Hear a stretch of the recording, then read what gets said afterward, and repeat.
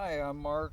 I was in need of a chicken feeder, so I bought this kit off Amazon. I'll leave the link in the description.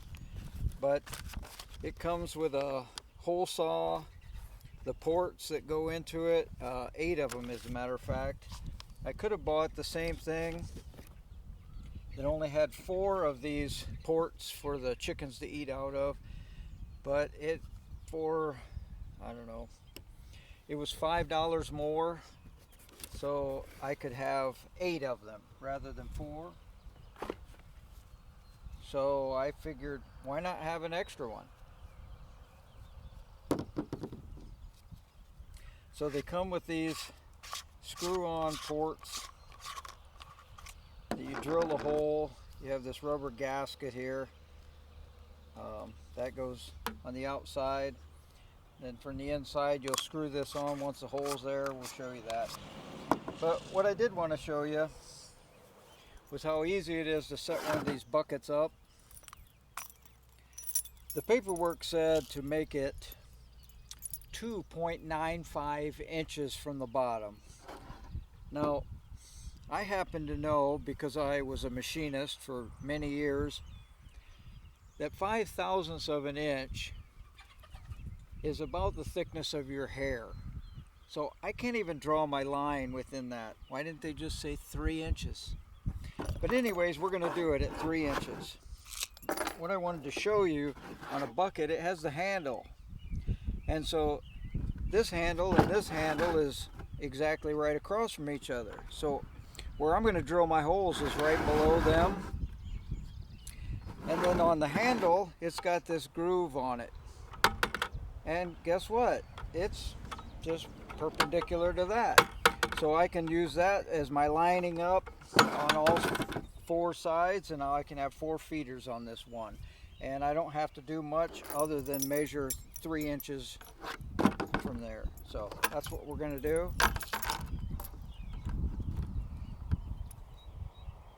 And I'm sure that I'm pretty close to 9.95 inches. So for right now, I'm just going to use this as a guide, these handles. And then I'll use this groove as a reference.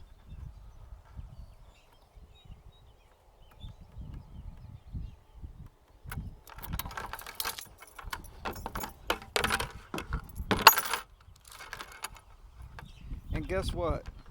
It's going to work even if it isn't 2.95, sorry, or if it isn't exactly 90 degrees from each other.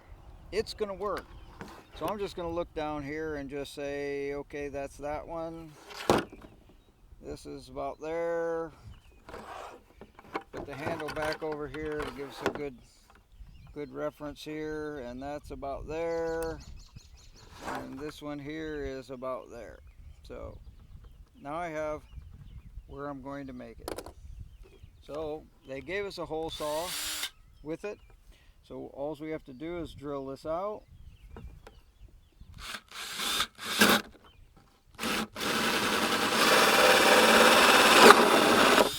And you can use any bucket you happen to have. It's not going to make a lot of difference.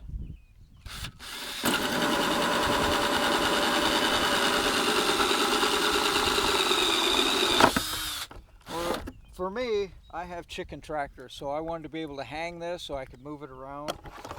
And not everybody has a chicken tractor. Maybe you just want to set it on the ground. If that's the case, you could just use a square tote that you buy at Walmart or Amazon or wherever, and you may just have them laying around.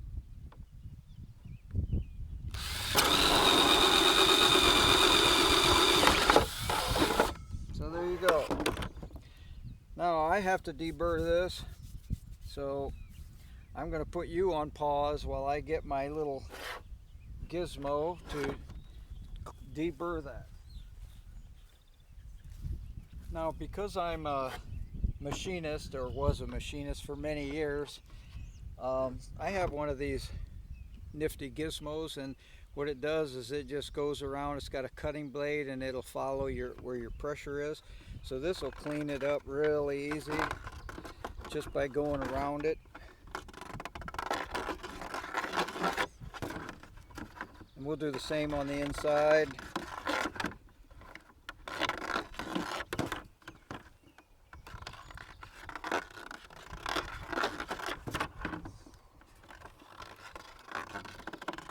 Now we're doing the outside, do the inside, same thing.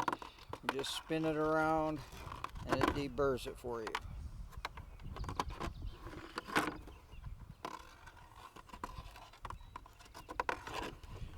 See how handy that is?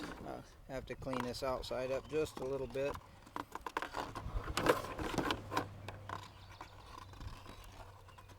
But that just deburrs it for you.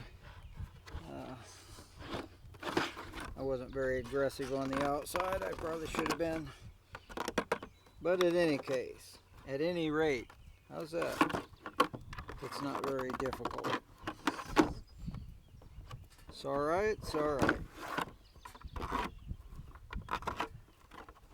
So, you don't want your chickens eating the plastic, so we'll have to end up rinsing that out. And let's just do that now.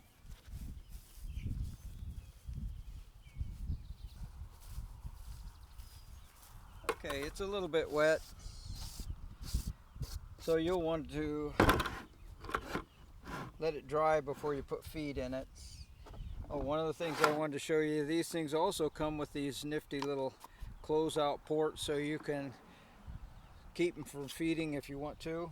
I have meat chickens, and 24 hours before you take them to the processor or before you process them yourselves, you want to cut off their feed. So you could just actually leave the feeder up and just put these ports in it, and that will keep them from being able to get in and eat for that 24-hour period before processing.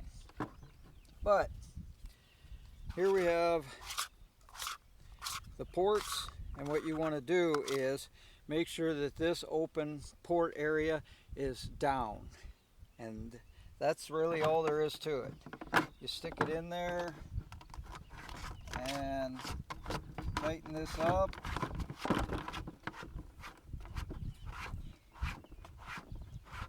And as you do that, it'll pull the walls in. You can see it makes a pretty good seal, and it's also got that rubber gasket on it, and that helps to seal that up as well. It also has the shaded spot that's supposed to keep rain and stuff from getting in it, but I always keep mine in a protected area anyway. So all we have to do is do that 3 more times and we're done.